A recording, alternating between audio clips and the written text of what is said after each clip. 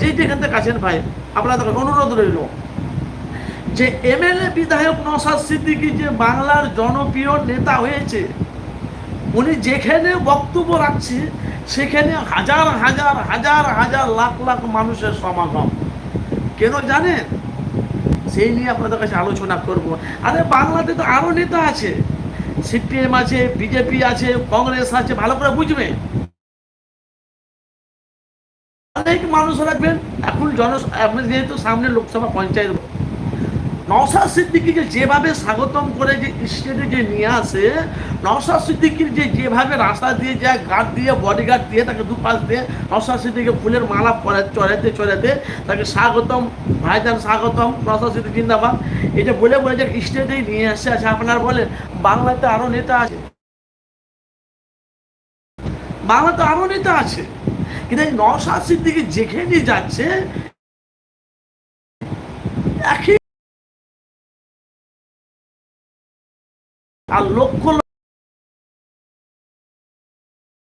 ভাই শ্রীরামপুরে এই মুহূর্তে আমরা লাইভ দেখুন, শ্রীরামপুরে লক্ষ লক্ষ সামনে মানুষের সামনে নওশাদ সিদ্দিকী তার মূল্যবান বক্তব্য রাখছে। কেন জানেন?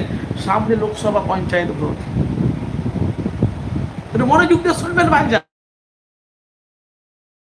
লাইভ চলছে আর এখানে এফএস আনাউল মিডিয়া মানুষের কাছে বাস্তবটা তুলে ধরছে।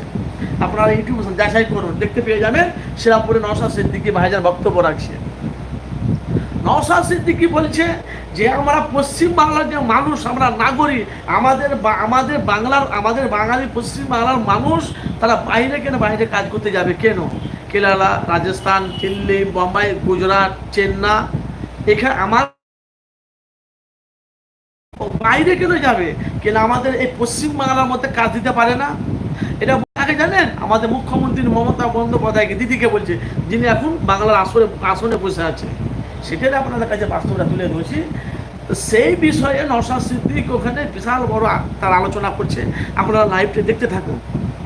তো ভাইজান এই কথাটা ঠিকই বলেছে যে আমাদের বাঙালি তারা বাইরে কাজ করতে যাচ্ছে। এবার আমাদের বাঙালিরা যদি বাইরে যারা কাজ করতে যায় তাদের ওই যে অত্যাচার হয়, তাদের কোনো যদি এলাকার তোমাদের তোমাদের তুমি কোন জেলায় থাকো? কলকাতার মানুষ, আমরা বাইরে বললে আমরা কলকাতার মানুষ চিনে ফেলবে। তোমাদের ওখানে মুখ্যমন্ত্রীকে অটোমেটিক বলবে আমাদের মুখ্যমন্ত্রী মমতা বন্দ্যোপাধ্যায়। তখন যদি কেউ যদি বলে তোমাদের মুখ্যমন্ত্রী মমতা বন্দ্যোপাধ্যায় তোমাদের বাঙালি, তোমার বাংলায় তোমাদের কাজ দিতে পারেনি, একটা স্বাভাবিক কথা ভাইজান। যেহেতু মুখ্যমন্ত্রী মমতা বন্দ্যোপাধ্যায় কাজ করছে, ভাই আমি কি বুঝি বুঝতে পারছেন? মুখ্যমন্ত্রী মমতা বন্দ্যোপাধ্যায় বাংলা কাজ করছে, কিন্তু তার সাথে আমাদের বাঙালি দেখেন অনেক মানুষ তারা বাইরে কাজ করছে। দেখেন দিল্লি, মুম্বাই, গুজরাট, রাজস্থান, বহু 2024 আমাকে জিতাও, 2026 আমাকে নিয়ে আসাও, আমি তোমাদের কথা দিছি যে জায়গাতে হসপিটাল করে দেবো, নার্সিংহোম করে দেবো, যেখানে জানলে যদি মুখ্যমন্ত্রী 26-এ করতে পারো, ভোট দিয়ে জিতাতে পারো, অথচ 2024-এ যদি আমাদেরকে জিতাতে পারো। নওশাদ সিদ্দিকী এলাকা, নওশাদ সিদ্দিকীকে যারা ভালোবাসে, যারা নওশাদ সিদ্দিকীকে যারা সাপোর্ট করে, অবশ্যই তারা নওশাদ সিদ্দিকীকে তারা ভোট দেবে। যেহেতু এখন আমাদের পশ্চিমবাংলা মাননীয় মুখ্যমন্ত্রী মমতা বন্দ্যোপাধ্যায় বাংলায় আছে, এখন দেখা যাক বাংলার মানুষ কাজ চাইছে। যেহেতু বাংলার মানুষ ভাই দিদিকে চাইছে, এখন নওশাদ সিদ্দিকী মানুষের পাশে দাঁড়াচ্ছে, বলছে আমি তোমাদেরকে যেগুলো যেগুলো করছি সেগুলো তোমাদেরকে আমি কাজ করে দেখিয়ে দেবো। এর মধ্যে আপনারা বললেন আমি হিসেবে দালাল কি তৃণমূলে দালাল না ভাইজান, আমি যেটা বাস্তব সেটা মানুষের কাছে ফুটেজটা তুলে ধরছি। আচ্ছা আপনারা বলেন, এই যে আমরা বাঙালি মানুষ, এই যে আমরা বাঙালি মানুষ, কোনো বাঙালি আমাদের পশ্চিম বাংলার আমরা মানুষ, আমাদের বাঙালি কোনো একটা মানুষ, কোনো মুসলমান, হিন্দু, দলীয়, আদিবাসী, যেই হাতে ওখানে যদি কেরালা, চেন্নাই, বাইরে যদি কাজে যায়, হট করে যদি আমাদের বাংলায় যদি হট করে কারোর মৃত্যু হয়ে গেল, কি কোনো একটা বড় দুর্ঘটনা হয়ে গেল, সঙ্গে সঙ্গে আসতে পারবে না। কেরালা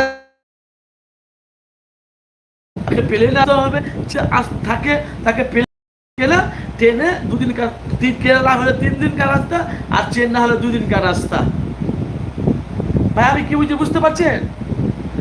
এবারকার 2024-এ নওশাদ সিদ্দিকী বলছে যে সিপিএম আর কংগ্রেসের সাথে যে আইএসএফের জোট ছিল, সেই জন্য সিপিএম কংগ্রেস ওরা ইচ্ছা করে আমার কাছ থেকে তারা আমাদের কাছ থেকে তারা জোট তারা জোট আমাদের কাছে নিল না। এটা নওশাদ সিদ্দিকী সরাসরি ডাইরেক্ট বলছে।